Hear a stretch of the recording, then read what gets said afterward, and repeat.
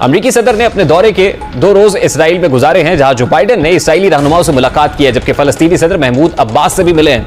अमेरिकी सदर Joe Biden ने इसराइल की सरजमीन पर उतरते ही अपने दौरे के अगराज़ व मकासद वाज़ेह किए। उन्होंने अपने बयान में कहा कि अमेरिका मशरिक़ वुस्ता में इसराइल के इंज़माम को मजीद फरोग़ देगा। मेरे ख्याल में ये एक बहुत बड़ा फतह है इसराइल और अमेरिका के लिए। मेरे अपने ख्याल में एक फ़लस्तीनियों के लिए, आई एम सॉरी, मगर ये एक बहुत बड़ा हार है उन पे। ये खतरनाक खेल खेलने आ रहे हैं जो बाइडेन। वो सऊदी अरेबिया को परसू करेंगे कि वो इसराइल को तस्लीम कर ले, और अगर सऊदी अरेबिया कर लेता है तो 13-14 मुल्क तो उसी दिन कर लेंगे। तो तयशुदा है कि इसराइल आपका दुश्मन है, दुश्मन था और दुश्मन ही रहेगा। ये नहीं हो सकता कि वो इंडिया को छोड़ के तो आपसे दोस्ती कर ले, आपसे फायदा कर ले, आपके फायदे के लिए कुछ काम करें। वो अपने जाती मफाद को जरूर देखेंगे। तो फिर उनको खुश करने की क्या जरूरत है? मैं यही गुजारिश, उनको खुश करने की क्या जरूरत है? फ़लस्तीनियों, मैं बतौर मुसलमान शर्मिंदा हूँ जो कुछ तुम्हारे साथ अब होने जा रहा है। नमस्कार दोस्तों, स्वागत है आप लोग का INA न्यूज़ के एक और नए वीडियो में। दोस्तों, जैसे कि आप जानते हैं कि जो बाइडेन है वो अभी इजराइल के दौरे पे थे और इजराइल से वो सऊदी अरब गए हैं। दोस्तों, इस न्यूज़ के आते ही पाकिस्तान में इन सब चीज़ों पे काफ़ी डिबेट होने लगा है, क्योंकि जब भी इजराइल की बात होती है तो पाकिस्तान जो है वो इजराइल को अपना दूसरा नंबर का जो दुश्मन है वो मानता है। लेकिन जिस प्रकार से इजराइल में जाकर जो बाइडेन ने साफ तरीके से ये कह दिया है कि हम इजराइल के साथ खड़े हैं, और इजराइल को अगर कोई भी दुनिया का कोई भी मुल्क जो है वो हानि पहुंचाने की कोशिश करेगा तो हम उसका सामना जो है वो करेंगे। यानी कि जो फुल सपोर्ट है वो अमेरिका की तरफ से इजराइल को दी गई है। और यहाँ पर ईरान को भी चेताया गया है कि ईरान जो कुछ भी जो बना रहा है उसको रोक दे।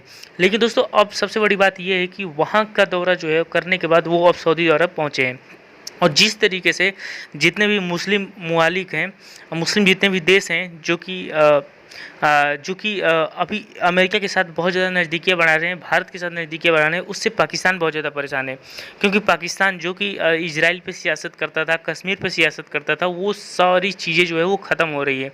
और इसीलिए हिलाली जो है वो बहुत ज़्यादा तड़प रहा है कि अगर इजराइल वाला मसला ख़त्म हो जाएगा तो फिर यहाँ पर जो कश्मीर है वो भी ख़त्म होने वाला है। तो दोस्तों, चलिए पहले वीडियो में आगे बढ़ते हैं, देखते हैं पाकिस्तानी मीडिया का इन सब चीज़ों पे क्या रिएक्शन है। अर्ज कर देता हूँ। देखिए गुजारिश ये है कि इसराइल मिडिल ईस्ट में, और ख़ास यानी मशरिक़ वुस्ता में एक रिश्ता हुआ नासूर है, और इसको जब यहाँ पर आबाद किया गया था यहूदियों को, उसका मकसद भी सिर्फ यही था कि चूँकि ये इलाका तेल की दौलत से मालामाल है, लिहाजा इसके अंदर एक ऐसा फितना ज़रूरी है जो इनको लगाम दे के रखे, और ये किरदार इसराइल ने बखूबी निभाया है। चाहे वो इजिप्ट है, चाहे वो जॉर्डन है, चाहे वो गज़ा की पट्टी है, जो भी मुल्क उसके इर्द गिर्द हैं उसको उन्होंने हमेशा से ब्लीड कराए रखा है। असल एजेंडा जो है जो बाइडेन का, वो वही एजेंडा है जो तमाम US की 1948 के बाद से जितनी भी हुकूमतें बनी, जितने भी सदर आए, उनका कोई और एजेंडा बदल गया हो तो बदल गया हो, लेकिन इजराइल को कायम रखना, इजराइल के ज़रिए मुसलमानों को ब्लीड कराए रखना, ये एक कंसिस्टेंट एजेंडा है। चाहे आप इसको पेंटागन का कहें, चाहे आप इसको CIA का कहें, और इसमें कोई तब्दीली नहीं है। जब इमरान खान साहब डोनाल्ड ट्रंप के पास जाके सेकंड वर्ल्ड कप जीत के आए थे, उनका एजेंडा तब भी वही था, और आज, और या उससे पहले नवाज शरीफ साहब जब गए थे तो उनका एजेंडा तब भी वही था। ये ख़तरनाक खेल खेलने आ रहे हैं जो बाइडेन। वो सऊदी अरेबिया को परसू करेंगे कि वो इसराइल को तस्लीम कर ले, और अगर सऊदी अरेबिया कर लेता है तो 13-14 मुल्क तो उसी दिन कर लेंगे। पाकिस्तान का मामला मुख्तलिफ है। आखिरी जुमला, पाकिस्तान का मामला बिल्कुल मुख्तलिफ है। कश्मीर और फ़लस्तीन, ये दो पाकिस्तान के अवाम मुसलमानों के दिलों में बसते हैं। हुकूमतों की जो मजबूरियां रही हों, हुकूमतों की जो पॉलिसियां रही हों, इसमें कोई रेडिकल डिपार्चर अभी तक मुझे देखने को नहीं मिली। अगर आप इजराइल को रिकग्नाइज कर दें तो आपके पास कोई स्टांस आप नहीं ले सकते हैं कश्मीर पे। ये मैं आपको बता दूं। अगर आप इजराइल को ये रिकग्नाइज कर दें, और माय गॉड, और उनकी जो टेरिटरी इजराइल ने ले लिया और किस तरीके से और क्या क्या हिमाकतें उनसे करते हैं, आपका यू विल हैव कोई प्रिंसिपल आपका तो है ही नहीं। फिर आई एम सॉरी समीना, ये कर ही नहीं सकते हम। हाँ, कुछ थोड़ा सा फायदा जरूर होगा हाँ, अमेरिका बहादुर हमें और भी चाहेगी। हाँ, इजरायली जो हैं वैसे तो वो इंडिया के साथ बिल्कुल जुड़े हुए हैं, वो नहीं रोकेंगे। वो चाहते हैं कि आपके न्यूक्लियर वेपन्स खत्म हो, वो चाहते हैं कि आप कंप्लीट आपको तोड़ें, आपको डिसइंटीग्रेट करें, वो चाहते हैं, वो कहते हैं इनफॉर्मली। मगर एक ये this is a matter of principle. अगर ये प्रिंसिपल गया तो फिर कुछ भी हो सकता है। हिलाली साहब, आप कुछ भी कर लें, आप उनको तस्लीम करें या ना करें, एक बात तो तयशुदा है कि इसराइल आपका दुश्मन है, दुश्मन था और दुश्मन ही रहेगा। ये नहीं हो सकता कि वो इंडिया को छोड़ के तो आपसे दोस्ती कर ले, आपसे फायदा कर ले, आपके फायदे के लिए कुछ काम करें।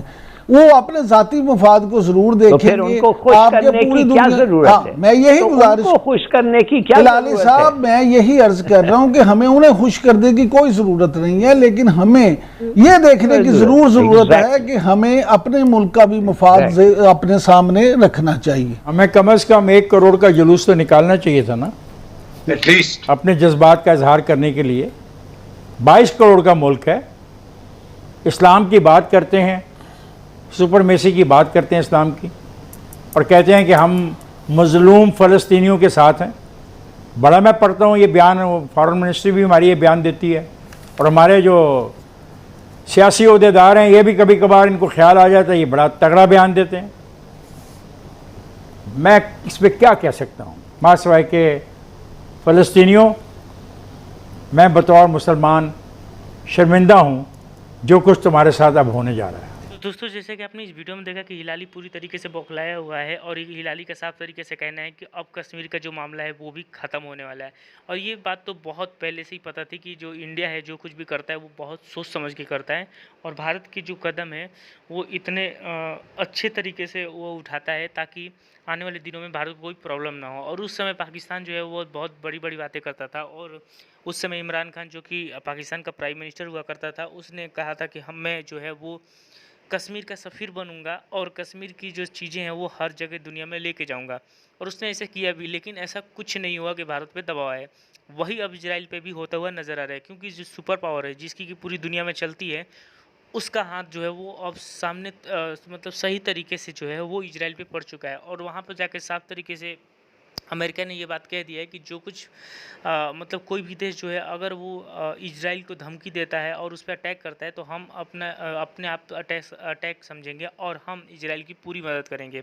और वहाँ पर साफ तरीके से ईरान को भी चेताया गया, क्योंकि आपने पढ़ा होगा कभी मीडिया रिपोर्ट जितनी आ रही है जिसमें कि ये बताया जा रहा है कि जो इजराइल है वो अपना जो एटम बम है वो बना रहा है, और इसको जो ईरान है वो एटम बम बना रहा है जिसके कि इजराइल को भी खतरा है, और इसी को रोकने के लिए भी ये मीटिंग जो है वो हुई है। और दूसरी सबसे बड़ी बात है कि जो इजराइल और जो फ़िलिस्तीन के बीच में जो कुछ भी चल रहा था उस पर भी बात हुआ है, यानी कि जो अमेरिका है वो अब इजराइल के साथ खड़ा हुआ नज़र आ रहा है, और यही पाकिस्तानी मीडिया का रोने का सबसे बड़ा कारण है।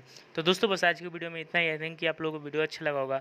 तो अगर आपको वीडियो अच्छा लगे तो वीडियो को लाइक और हमारे चैनल INL न्यूज़ को जरूर सब्सक्राइब करें, क्योंकि हम आपके लिए ऐसी वीडियो लाते रहते हैं। तो मिलेंगे ऐसी नई वीडियो के साथ, तब तक देखते रहे INL।